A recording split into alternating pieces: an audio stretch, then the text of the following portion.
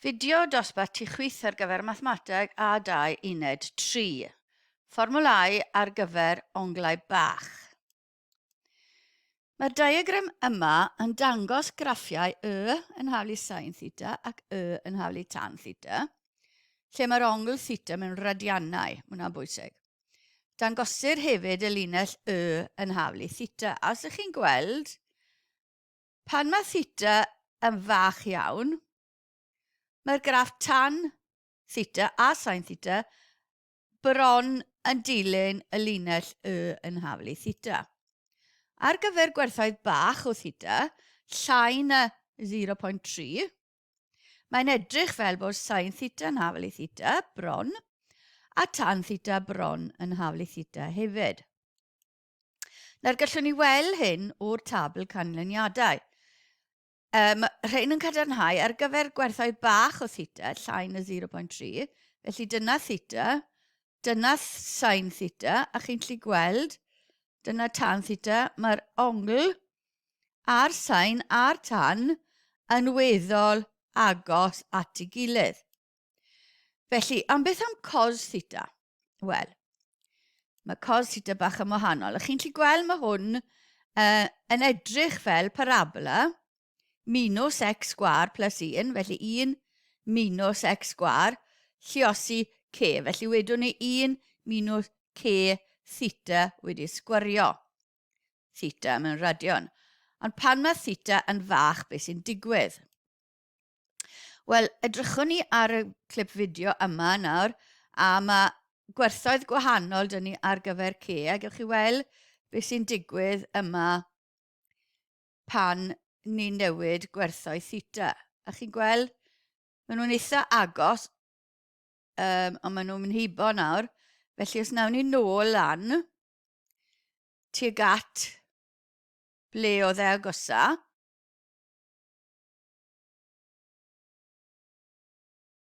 a tua fyna, mae'r gwahaniaeth rhwng cos theta a 1 minus hanner theta di sgwario yn llai na 0.01 yn ystod y cyfwng theta rhwng 0 a 0.3. Fel i tua yma, mae'r gwerthoedd yn fach iawn. Felly mae'n edrych fel, ar gyfer gwerthoedd bach o theta, sef llai na 0.3, bod cos theta tua 1 minus hanner theta di sgwario. A gallwn ni weld hyn o'r tabl hefyd, felly dyna gwerthoedd theta lan i 0.3, dyna gwerthoedd cos theta, a dyna gwerthoedd 1 minus hanner theta di sgwario. A chi'n gallu gweld nawr bod gwerthoedd cos theta a 1 minus hanner theta di sgwario yn weddol cyfartal hyd nes bod ni'n dod lan tuag at 0.3. Y fformulau ar gyfer onglau bach. Felly, os yw'r ongl theta wedi fesur mewn radiannau ac mae'n llai na 0.3, bydd sin theta bron yn haflu theta, tan theta bron yn haflu theta, a cos theta bron yn haflu 1 minus hanner theta di sgwario. Nawr ni wedi defnyddio meddalwedd ar gyfer ysgogi'r fformulau yma, meddalwedd GeoGebra ar gyfer gweld y graffiau pan mor fanwl maen nhw. Darperir cyfiawnhad mwy ffurfiol yn y fideo nesaf. Felly, enghraifft ar hyn. Mae'r diagram yn dangos cromlin y ffwythiant fx yn haflu cos x minus 4 sin x minus 1, lle mae x wedi fesur mewn radiannau.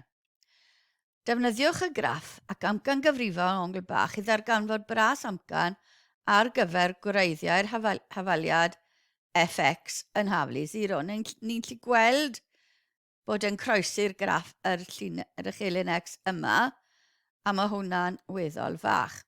O'r graff, ni'n gweld bod y gwreiddio'n tua 0.2. Felly gallwn ddefnyddio bras amcan onglau bach, felly'n fx ni yw cos x minus 4 sin x minus 1x. Felly yn lle cos x, ni'n mynd i osod 1 minus hanner x sgwar. yn lle'r sin x, ni'n mynd i osod sin, felly mae minus 4x dyn ni yma, a mae minus x dyn ni hefyd. A mae hwnna'n tacluso i ddroi bod fx bron yn hafel i 1 minus 5x minus hanner x di sgwario. Dim ond bod x yn fach ac mewn radiannau. Felly, os gosodwn ni'r graff nawr yn y coch o 1 minus 5x minus 0.5x sgwar, i ni'n gallu gweld ar y pwynt lle ni'n croesi'r uchelyn x bod nhw'n weddol agos. Fel amcangyfri wraiddyn fx yn hawl i 0, gallwn nawr ddarganfod gwraiddyn positif yr hafaliad yma fel amcangyfrif ar gyfer fx yn hawl i 0. Felly mae gan yr hafaliad, gosod hwnna yn y fformula, neu'n eich cyfrifiannell, mae gan yr hafaliad yma wraiddiau 0.1962 a minus 10.1962. Felly yr un positif ni angen. Felly mae gwreiddyn fx yn hawl i 0, sef hon, tua 0.1962. Ond gan chwyddo'r graff wrth y pwynt 0.20 yma, ni'n gallu gweld bod gwreiddyn quadratic, sef yr un goch, yn tan amcangyfrif y gwreiddyn iawn, yr un werdd. Felly gallech chi defnyddio dulliau rhifiadol fel dull Newton-Raphson, sydd hefyd yn 1.3 i ddarganfod gwreiddyn mwy agos i'r gwerth iawn. Cymhwyso'r fformulau onglau bach. Mae yna nifer o sefyllfaoedd mewn mecaneg, ffiseg, optegedd a seryddiaeth lle mae defnydd o fformulau onglau bach yn ddefnyddiol. Enghraifft, pan maent agosaf i'w gilydd, mae planedau Gwener a'r Ddaear 40 miliwn kilometr oddi wrth ei gilydd. Ac wedi defnyddio telesgop o'r Ddaear, mae Gwener yn cynnal ongl o un ochr iddo fe i'r llall o 0.0087 gradd. Defnyddiwch y ffigurau yma a'r amcangyfrif ongl bach i gael amcangyfrif ar gyfer diameter y blaned Gwener. Felly mae llun yn ddefnyddiol. Dyna'r telesgop ar y Ddaear. Mae tua 40 miliwn kilometr, na hwnna wedi cael ei dal gyda ni hefyd. A dyna Gwener. A mae'r ongl sydd gyda ni yn theta, yr ongl cynnal o un ochr y Gwener y llall, diameter fi ar gyfer Venus, a'r radiws. Felly mae'r diameter yn mynd i fod 2 waith y radiws. Ni'n gallu gweithio'r radiws mas o ongl sgwar sydd gyda ni yma. Felly mae'r radiws yn 40 miliwn lluosi tan hanner yr ongl.